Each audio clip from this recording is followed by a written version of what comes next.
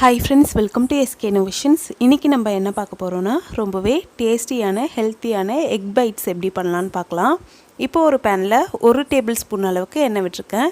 இதில் பார்த்திங்கன்னா ஒரு சின்ன சைஸ் வெங்காயம் கட் பண்ணி வச்சுருக்கேன். கூடவே 3 ஸ்பூன் அளவுக்கு கேப்சிகம், 3 ஸ்பூன் அளவுக்கு கேரட் துருவி வச்சுருக்கேன்.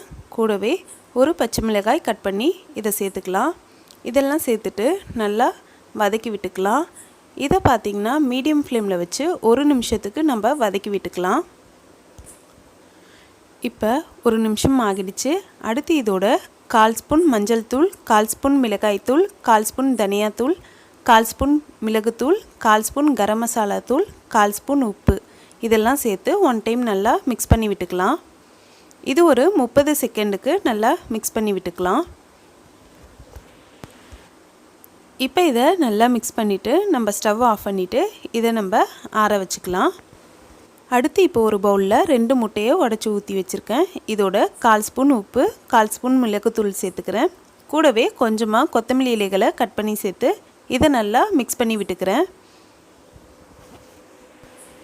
இப்போ இதை நல்லா மிக்ஸ் பண்ணியாச்சு. அடுத்து இதோட நம்ம வதக்கி வச்சுருக்க இன்க்ரீடியன்ஸை இதோட ஆட் பண்ணிக்கலாம்.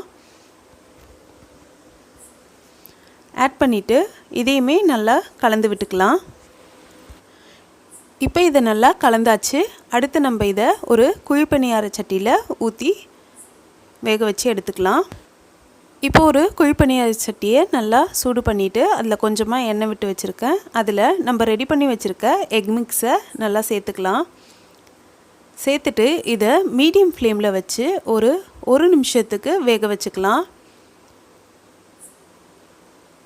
இப்போ இதோட ஒரு சைடு 1 நிமிஷம் நல்லா வெந்ததும் நம்ம இதெல்லாம் திருப்பி விட்டுக்கலாம்.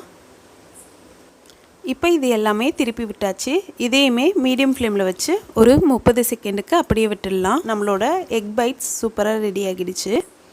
இப்போ இதை நம்ம சர்வ் பண்ணிக்க வேண்டியது தான்.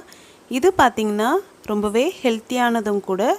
ஹெல்த்தி மட்டும் இல்லாமல் இது சாப்பிட்றதுக்கு ரொம்பவே சுவையாக இருக்கும். குழந்தைகளுக்கு முட்டையை வச்சு இந்த மாதிரி ஸ்நாக்ஸ் பண்ணி கொடுக்கும்போது அவங்க ரொம்பவே விருப்பமாக சாப்பிடுவாங்க.